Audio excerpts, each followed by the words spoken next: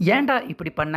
யார கேட்டுடா இப்படி பண்ண? அப்படின்னு இன்னைக்கு உதயநிதி ஸ்டாலின் அவருடைய அப்பாவான ஸ்டாலின் கடுமையாக பார்த்தீங்கன்னா, திட்டி தீர்த்திருக்காரு. உதயநிதி ஸ்டாலின் அவருக்கும், அதேபோல அப்பா, மகன்கள் 2 பேருக்கும் இடையே கடுமையான சண்டை நடந்திருக்கு. இன்னைக்கு உதயநிதி வீட்டுக்கு வந்ததுக்கு அப்புறமா அப்படின்னு நம்ம யாருமே எதிர்பார்க்காத திடுக்கிடும் தகவல். இன்னைக்கு மத்தியானம் சட்டப்பேரவை முடிஞ்சதுக்கு அப்புறமா ஸ்டாலின், உதயநிதி 2 பேருமே சண்டை போட்டிருக்காங்க அப்படிங்கிற நம்ப முடியாத தகவல்கள் இப்போ வெளியாகியிருக்கு. ஸோ எதுக்காக இந்த சண்டை என்ன நடந்துச்சு அப்படின்னு பார்த்தோம்னா, இன்னைக்கு சட்டப்பேரவையில் உதயநிதி ஸ்டாலின் அவர் செஞ்ச இந்த ஒரு செயலால் அடுத்தடுத்துன்னு ஸ்டாலின் அவர் கைதாக போகிறது மட்டும் இல்லாமல் உதயநிதி அவரும் கைதாக வாய்ப்பு இருக்குது. அது மட்டும் இல்லாமல் அடுத்தடுத்துன்னு நம்ம எல்லாருமே என்னடா இது திமுகவில் இருந்து யாருமே கைது ஆக மாட்டாங்களே அப்படின்னு நம்ம நினச்சிக்கிட்டு இருக்க திமுகவின் மிகப்பெரிய முதலைகள் அவங்க எல்லாருமே கூட அடுத்தடுத்துன்னு கைது ஆக போகிறாங்க. ஸோ அப்படிப்பட்ட ஒரு சம்பவத்தை தான் இன்னைக்கு சட்டப்பேரவையில் உதயநிதி ஸ்டாலின் அவர் செஞ்சு வச்சுருக்காரு, இழுத்து வச்சுருக்காரு. ஸோ அப்படி இன்னைக்கு சட்டப்பேரவையில் என்னதான் நடந்துச்சு, உதயநிதி ஸ்டாலினுக்கும் அதே போல் முன்னாள் முதலமைச்சர் ஸ்டாலின் 2 பேருக்கும் இடையே சண்டை வரக்கூடிய அளவுக்கு என்னதான் நடந்துச்சு அப்படிங்கிற முழு விவரத்தையும் தான் இந்த வீடியோவில் பார்க்க போகிறோம். வீடியோவை ஸ்கிப் பண்ணாமல் பாருங்கள். அதாவது இன்னைக்கு காலையில் நம்ம முதலமைச்சர் விஜய் அவர்கள் நம்ம இந்தியா முழுக்க டீலிமிட்டேஷனை மத்திய அரசு பண்ணக்கூடாது அப்படிங்கிற ஒரு தீர்மானத்தை அவர் நிறைவேற்றியிருந்தார்ல.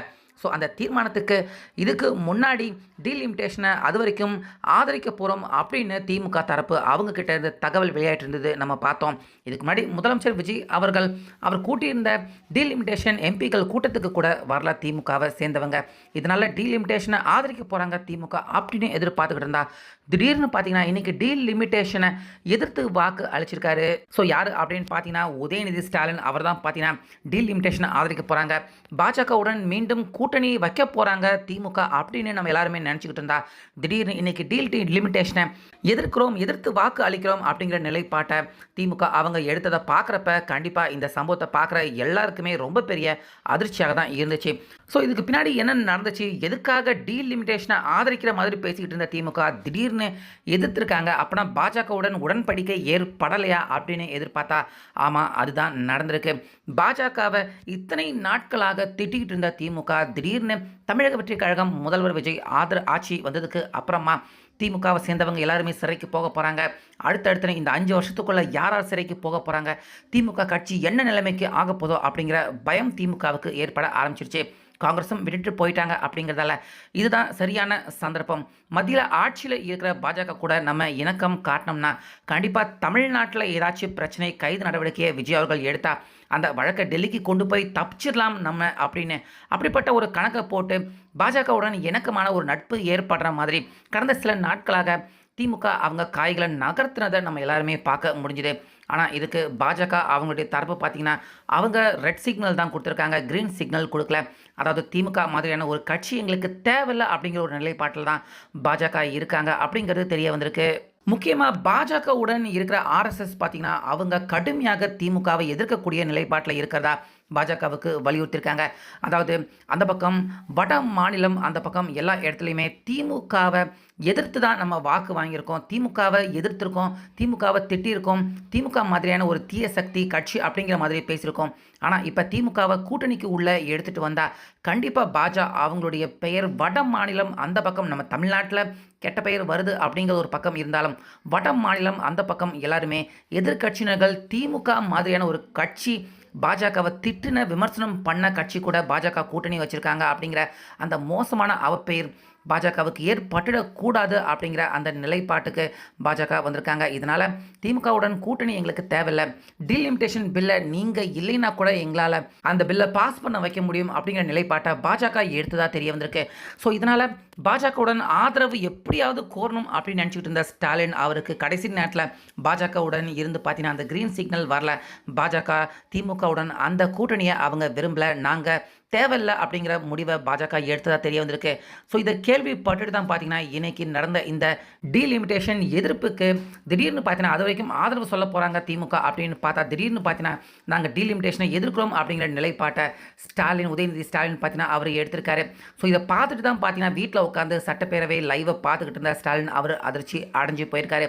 ஏன்னா நம்மளை இப்போதைக்கு தமிழக அரசு விஜய் அவர்களால் கண்டிப்பாக அவரால் நமக்கு நிறைய பிரச்சனைகள் அடுத்தடுத்து நிச்சயமாக ஏற்படலாம். நம்மள நாம காப்பாற்றிக்கணும் அப்படின்னா கண்டிப்பாக மத்திய அரசு உதவி தேவைப்படுது.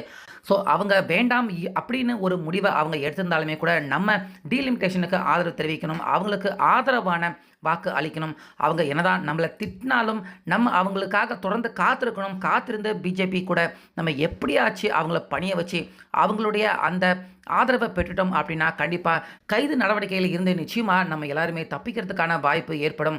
அப்படி இல்லாமல் போய் டெல்லியிலையும் எதிர்ப்பு, தமிழ்நாட்டிலையும் எதிர்ப்பு அப்படின்னா கண்டிப்பாக அடுத்த 3 இல்லைனா 5 வருடத்துக்குள்ளே திமுக அப்படிங்கிற கட்சியே இல்லாமல் போயிடும் அப்படிங்கிற அந்த நிலைப்பாட்டில் பார்த்தீங்கன்னா ஸ்டாலின் இருந்திருக்காரு. அதனால் எதுக்கு நீ டீலிமிட்டேஷனை எதிர்த்து வாக்கு அளிச்ச அப்படிங்கிற அந்த சண்டை வாக்குவாதம் பார்த்தீங்கன்னா உதயநிதி ஸ்டாலின் அதே போல் ஸ்டாலின் 2 பேருக்கும் இடையே நடந்திருக்கு. ஆனால் உதயநிதி அவர் எந்த அளவுக்கு துடுக்காக பேசுவார், கோபமாக பேசுவார் அப்படிங்கிறத நம்ம பார்த்துருக்கோம். நோயையும் பாஜக கட்சியையும் ஒன்றா இணைச்சி பேசினவர் தான் இந்த உதயநிதி ஸ்டாலின்.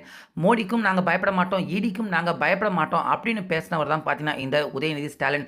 ஸோ இப்படிப்பட்டு துடுக்காக பேசின ஒரு உதயநிதி ஸ்டாலின் அவருக்கு கூட ஒரு இணக்கம், அவருக்கு கூட இந்த மாதிரியான ஒரு நபருக்கு நிச்சயமாக எப்பயுமே பாஜகவுடன் கூட்டணி ஏற்படுறதுக்கு வாய்ப்பே இல்லை அப்படிங்கிற அந்த நிலைப்பாட்டில் இருந்ததால தான் உதயநிதி அவரே பார்த்தீங்கன்னா எங்களையே நீங்கள் வேண்டாம் அப்படின்னு சொல்கிறீங்களா அப்படின்னு கோவத்தில் இன்றைக்கி டீலிமிட்டேஷனை எதிர்த்து வாக்கு அளிச்சிட்டாரு.